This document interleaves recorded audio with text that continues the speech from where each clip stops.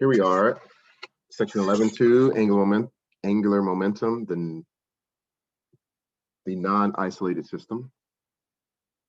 Okay, so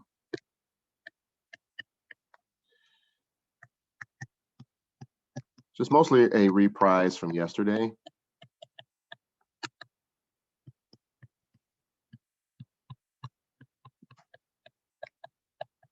And this is just basically non-isolated system is just a general case of angular momentum.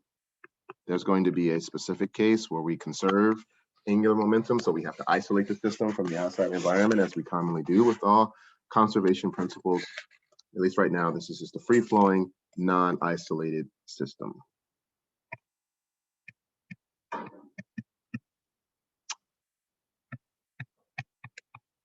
So far we've seen linear momentum. We have a particle of mass m moving along, and you can calculate the momentum, which is the product of mass times velocity. Simple. And we know that the force, going back in the day, is going to be equal to change of momentum, the change in time, multiply both sides by time, you're going to get the impulse equation, and so on. Now we've already seen this, but I'll just write it as such, as I wrote it here.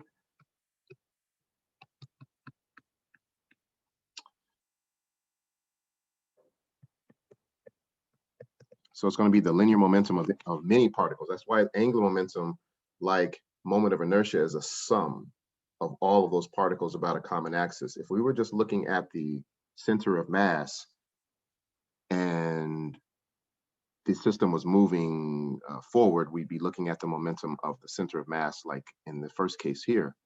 But since we're just talking about a particular object that's spinning about a common axis, we have to look at the linear momentum of all of those particles. And once we sum all those particles up, the momentum of all those particles is your angular momentum.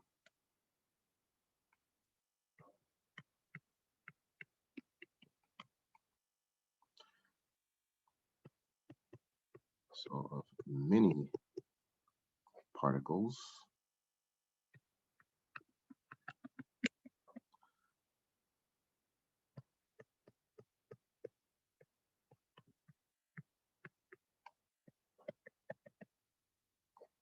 so I'm just going to flip this.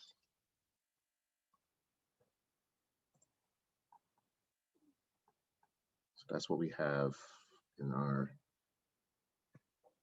first case. So if we just consider a wheel,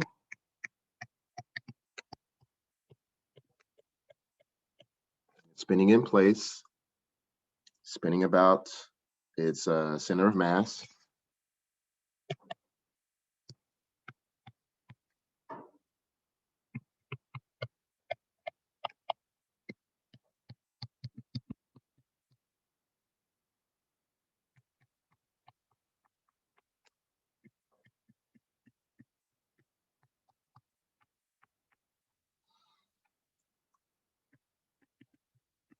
Common pivot, common axis.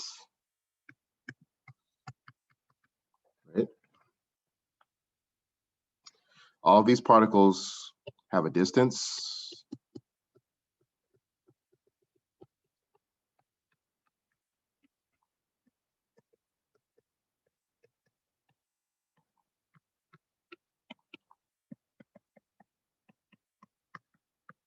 So we're looking at a situation like this. Here's the center, and all of these particles having a distance r away from the center. Those particles are all going to have their own particular linear or tangential velocities.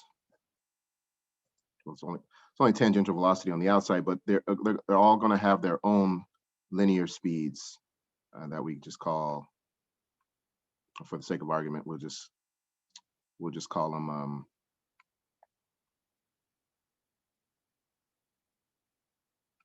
and Vt equals r omega.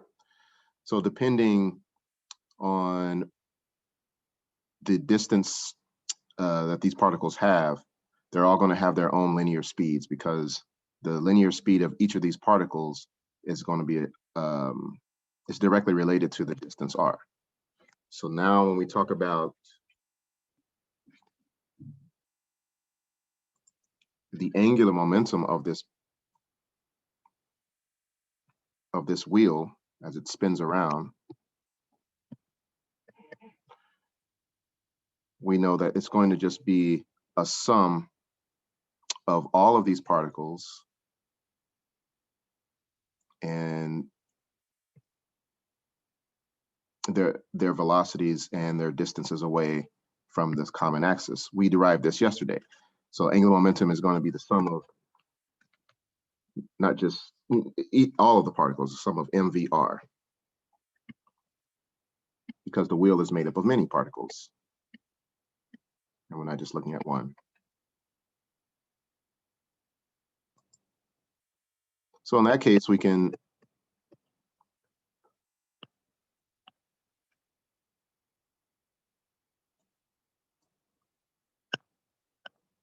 stretch this out even further.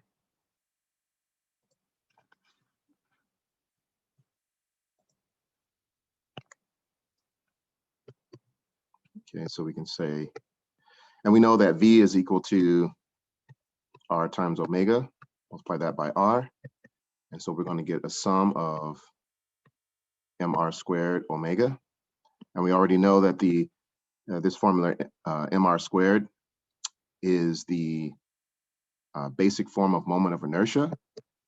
And so this is how we derive the equation L equals I omega from mvr, where mvr, the sum is the sum of all the particles that make up the wheel. If there's one particle, then we're just spinning it in place, and it really doesn't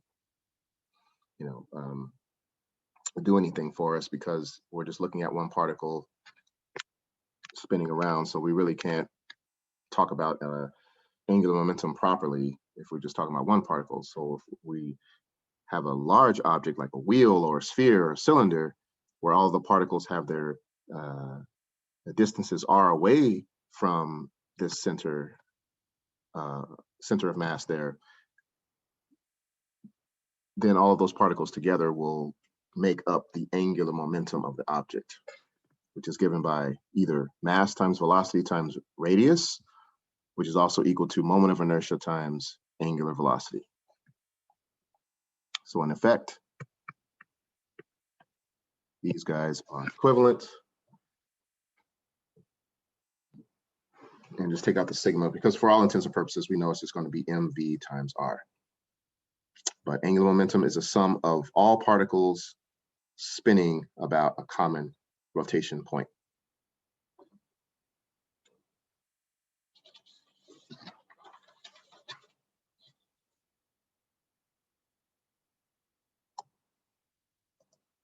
And then moving further, as we stated, that from linear momentum, we can get the equation for force, because we know that the momentum of an object will change in a certain amount of time due to the application of a net force. And so now when we go to the rotational analog of this force, we're talking about a rotational force, or torque. And the net torque will be equal to a change in angular momentum in a certain amount of time.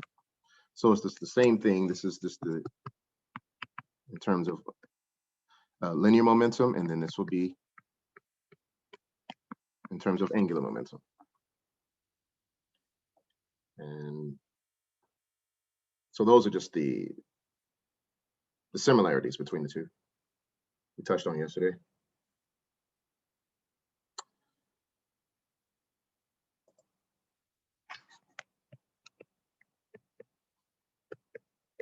Well, we know that torque, tau,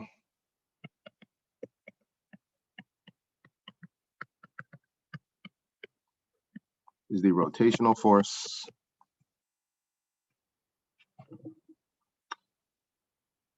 And that's pretty much it. And we can write this tau net, and we can take it, same thing. We can say the sum of all the torques, or the net torque, is, same as this. And so what are we summing over? We're summing over all of the particles from the center of mass. Hence why moment of inertia is a sum of all of the masses that make up a particular object and their distances away, r squared, distances away from that common axis. And so the same thing works for angular momentum, where we have a collection of all of those particles and their distances away from the center spinning about that common point.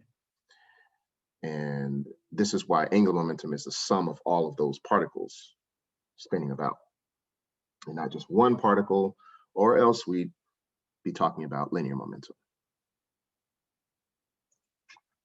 That's pretty much the case. Any questions? One other thing, angular momentum units, if we just take a look at this basic equation here, it's just going to be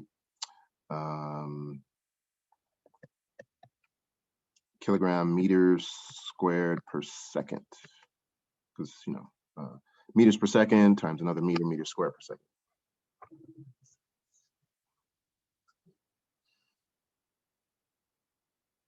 So that's it. So just remember that angular momentum is a sum of many particles, not just one. So with that, let's turn our attention to chapter 11, number 11.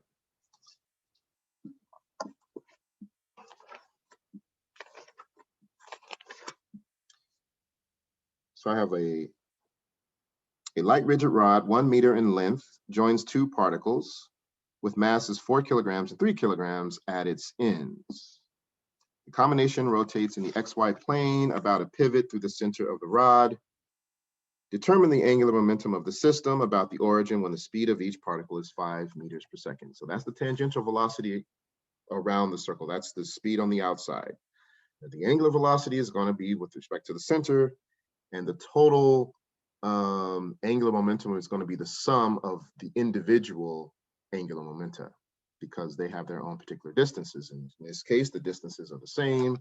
So just to write this up, so the sum, or L net, if you want to say that, is going to be the sum of all of the angular momenta. And so we have two particles, and so we get their individual angular momenta, add them together, and we get the total. So that's the point here.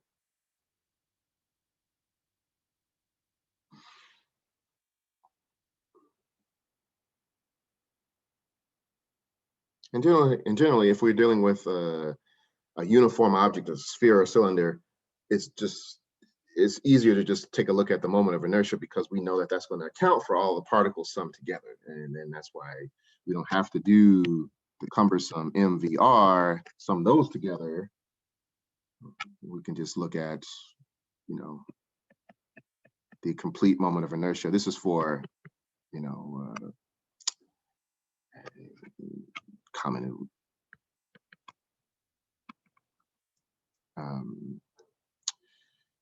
rigid object, just the object, a geometric object.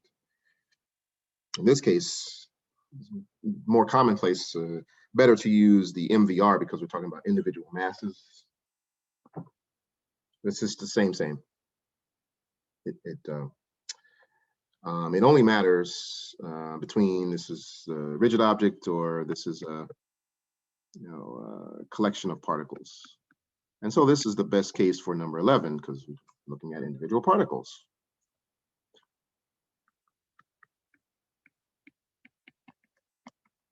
Okay, so go ahead and try that out. Give you a couple of minutes to do that.